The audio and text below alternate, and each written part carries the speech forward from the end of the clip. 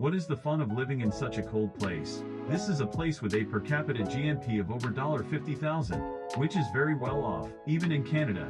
And so to Whitehorse, the capital of the Yukon, a rich city. My trip to Canada began on a chilly but pleasant note. The small plane from Vancouver was packed to the brim, despite the cold north, where you could freeze to death if you walked the wrong way. I looked at my fellow passengers, and wondered how there could be so many of them. Their clothes aren't thick enough to worry me. Nervously, I arrive at the Whitehorse airport, which is as small as a rural bus station.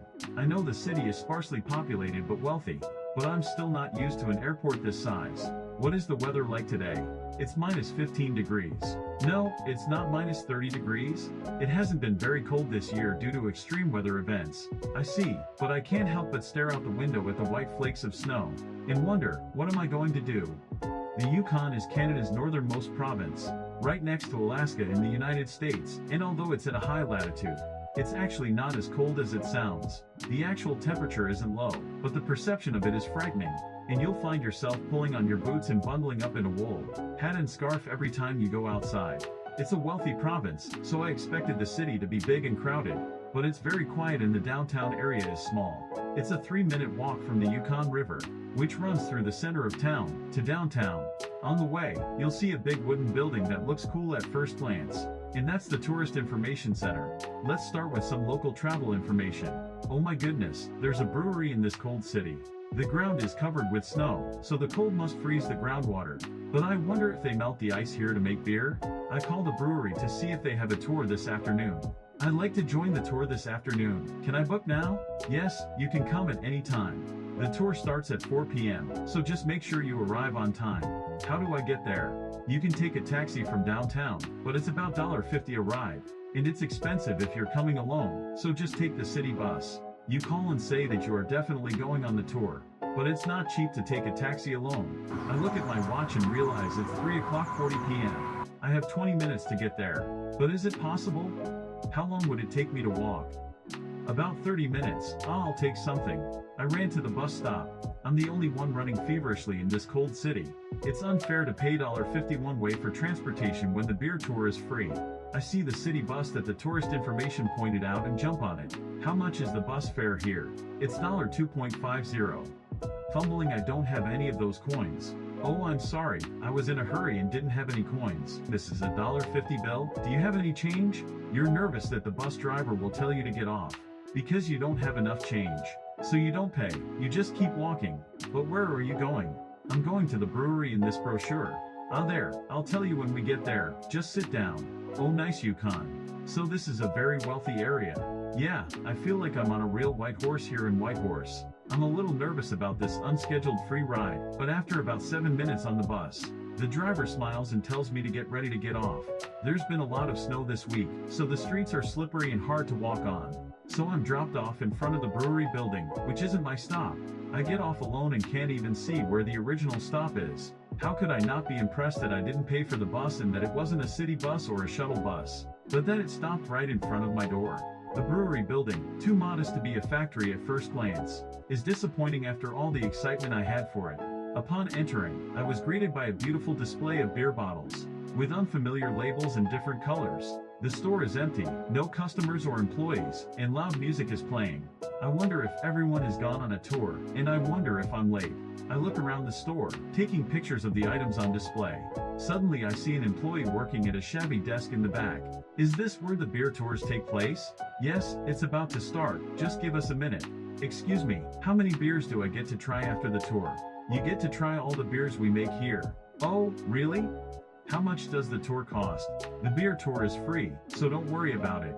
But please donate about $5 on the way out to help develop this town. Oh, this neighborhood is really nice to live in, I see.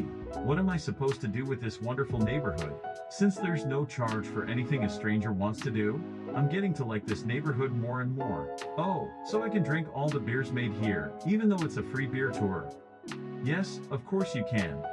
I'm so excited to try all the different beers before the tour even starts, and I'm already talking to myself like a drunk before I even start drinking.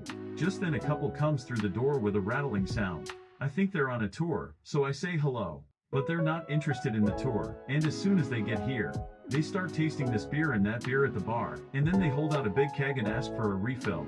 So this is a beer shop where you can taste fresh beer made in the brewery instead of bottled or canned beer, and refill your plastic keg like that? Maybe this is possible because it's a brewery and not a supermarket, but if so, it's even cooler because the brewery is not big. So it won't take you long to try all the beers that come out that day. It's such a cool brewery, but because of the blustery cold weather, no one is coming to buy beer, and I'm the only one who showed up for the tour today. I'm the only one. Do you still get tours? Yes, we do beer tours every day at 4 p.m., even if it's just one person. Of course, in the summer we get a lot of people, not only from Canada, but from Europe and the USA, who come to the Yukon where the water is clean and the air is good. But it's better for our guests to come in the off-season like this, because they can have a quieter tour, because everybody comes here in the summer to taste Yukon beer, which is made with clean air, clean water, no pollution. Of course it's quieter in the winter. But don't worry, our brewery tours start at the same time every day.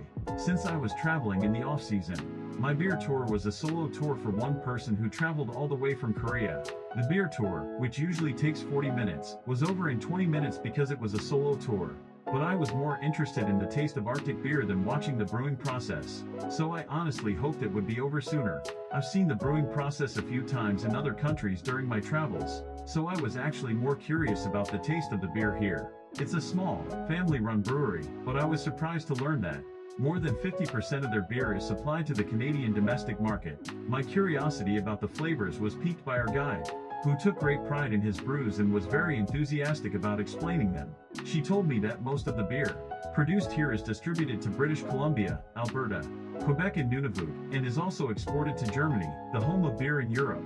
After each pour, he emptied his glass, thoroughly, savoring the flavors and capturing the brands of the bottled beers he drank with his camera. The problem was that every flavor and every brand was unfamiliar to the camera. I wondered why I hadn't seen these beers before. The flavors were as unique to the Arctic climate and terrain as the unfamiliar brands. I drank them all, letting the unique flavors guide me, but after the fourth glass, I couldn't drink anymore. I shouldn't have drank as much as I did in the beginning. I regretted my unnecessary greed, but I was already full. So what could I do? After the fourth glass, all I had to do was touch my tongue to taste and smell the aroma.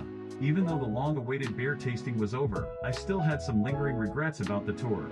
So I bought more bottled beers of various brands I liked. I should have brought a 1.5-liter bottle of water to refill in this cold weather. I look up at the northern sky as I trudge down the white, snowy road with 6 beers in my hand. I shake my head at the consumption habits of the Yukoners, who claim to be rich, but save every bottle and can.